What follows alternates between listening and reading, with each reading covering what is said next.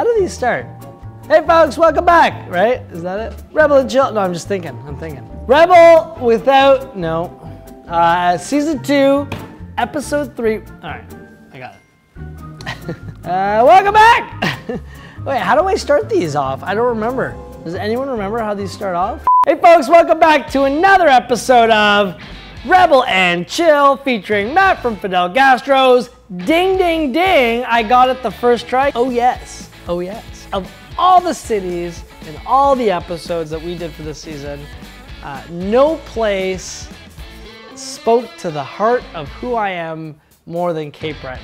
I fell in love with the people, the place, the food, the people. It was just, oh geez, oh just such a good old time out there, huh? And then I became actually really good friends with everyone in this episode, and we still talk today. So I can't wait to take you through episode 3, taking place in Cape Breton.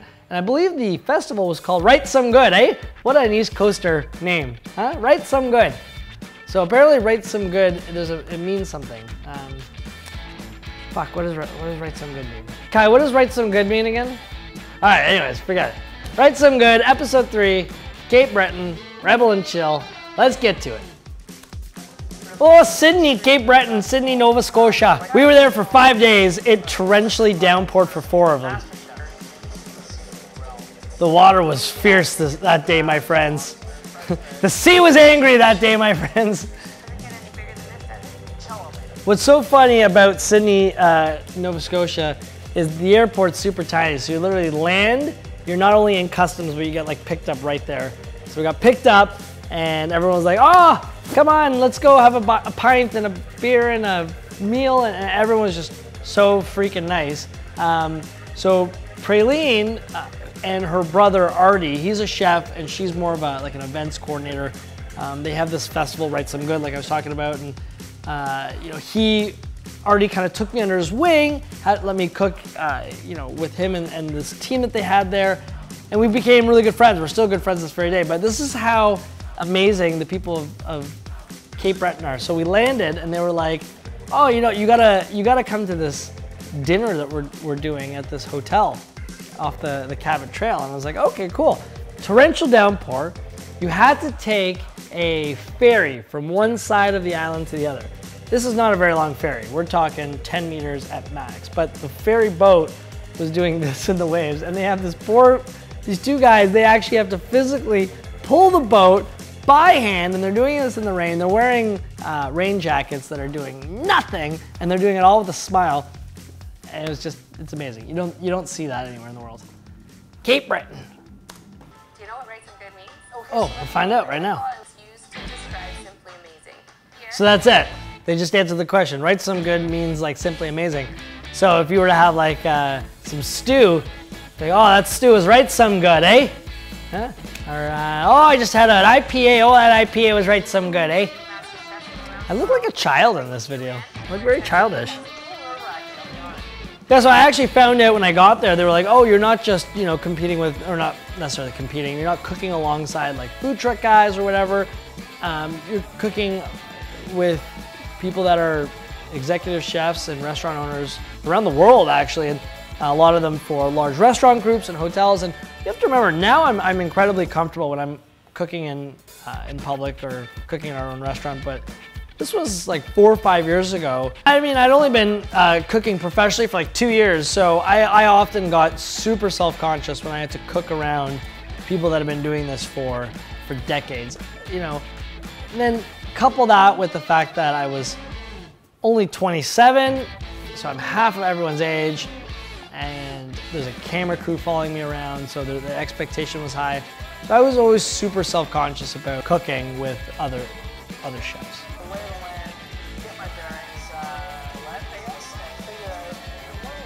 What are you laughing at? Did you say that you were going to get your bearings wet? I think so. I'm gonna get my bearings wet? Is that not a thing? No. Grease my bearings?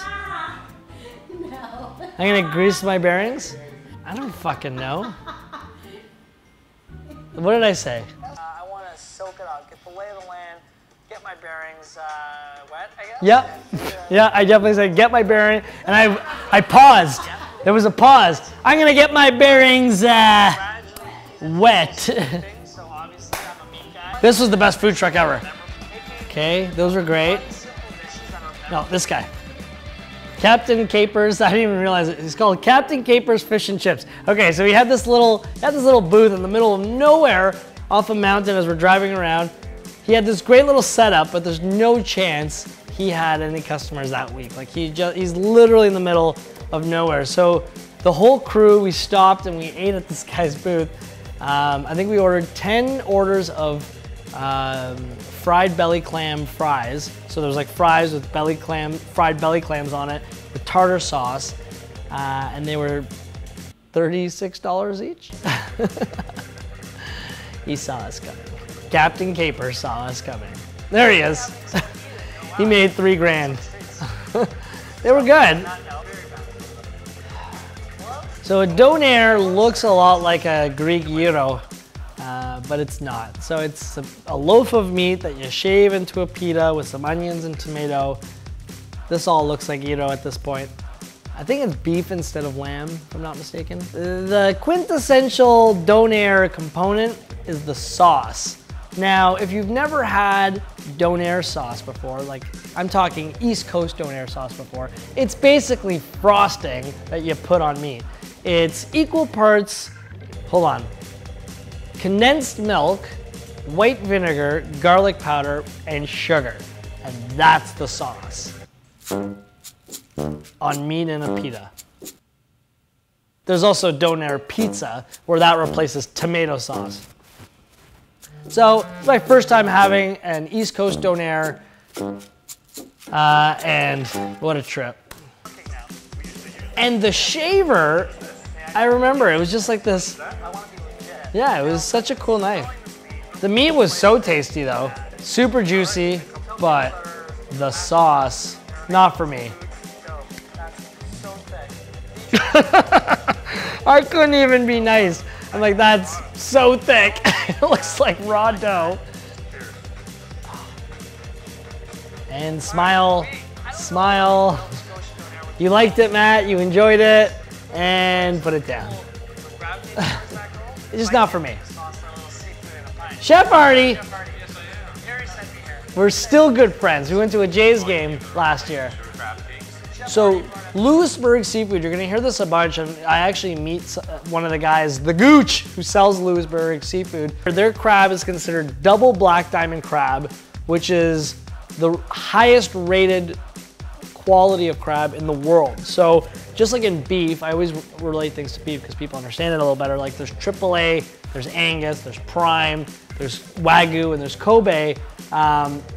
Double black diamond, which is the Lewisburg Seafood, is the top crab ranking you can have. And that's what not only I was eating every time I ate a meal in Cape Breton, but that's also what I got to work with, which was such an honor. He actually did put it on his menu. We did a dish called the Fonair, which we used I made like a crab cake using that Lewisburg Seafood. That's the Gooch. It was actually the best crab I've ever had in my life. So, true story, I learned a lot this specific episode. So we showed up late because we had been filming all day. So imagine what it was like to show up, this guy from Toronto with the camera crew, late, and I'm prepping in this kitchen with all these other chefs. They'd been there all day already, doing their thing. Nobody's talking. Meanwhile, I have to do interviews while we're doing it. And nobody's saying a word. And it's just so awkward. And I knew that there was some weird energy in the air. So we realized very quickly that we were gonna be there all night. So I think, myself, my chef, Chris, the camera crew, the production crew, Kai, we all started shucking crab middle of the night because we knew we were gonna be there all day. So I think we finished at 5 a.m. doing all the prep for the event. We had to make 400 or 500 of these little crab cake things for the Fonair. And I remember them telling me, basically my tryout to be part of the club that was this chef clique was, they wanted to make sure that when I came in the next day that the kitchen was spotless. And I'll never forget, we showed up at 9 a.m. and everyone shook our hands because the kitchen was perfect. And you know, we've become really good friends ever since. So if you're an up-and-coming chef and you're working in other places, if you ever want the secret to winning people over, it's clean their kitchen better than they clean it. That's the takeaway of today's episode. So much crab. There's crab everywhere. Definitely won't pass the test with the Cape Bretons.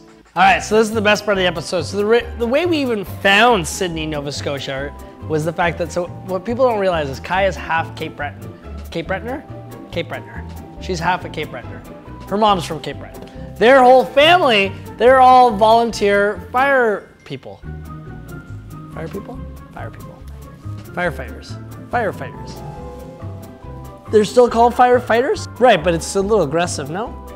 It's okay? Firefighters, okay. They're all volunteer firefighters. And we went out there and I got to cook for the entire fam and they let me ride in a fire truck because that's just what we do in Cape Breton. They look unbelievable. Look how thick my donair sauce is. I'm impressed. My bearings got wet.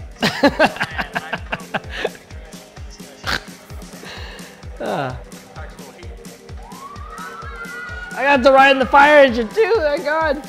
It was so fast. You don't realize how fast fire trucks go. Loving it. And I honestly think the heat with the sweet sauce. That's definitely what saved it. And those So it was so well received, this Faux Air, that I was invited back to do it again the following year, but it was in Halifax this time, which is not quite in Cape Breton, but still in Nova Scotia. And they were like, guess what, Matt?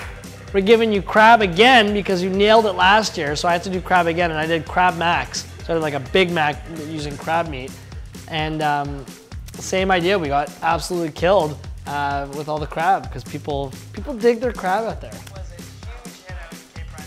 Yeah, we did 500 portions in 2 hours. I can't wait. That's insane. This experience, this city, this event was the first time where I started to feel slightly more comfortable in my, what would you call it? Not career, but in this world of cooking. I started to really appreciate what I was doing because it was the first time that I had people try my food and be like, wow, that's really different, really tasty. Maybe you're onto something. And the fact that we're all still really good friends, you know, Chef Artie and I miss him. I miss him. That was fun. That's it. That's episode 3 in the books. What happens when these are done? We'll never have this again.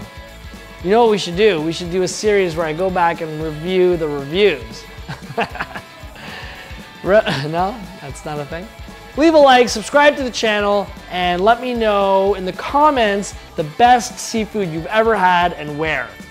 Now, do it. Let me know. Write something good, eh? Oh, shit. Shit, shit, shit.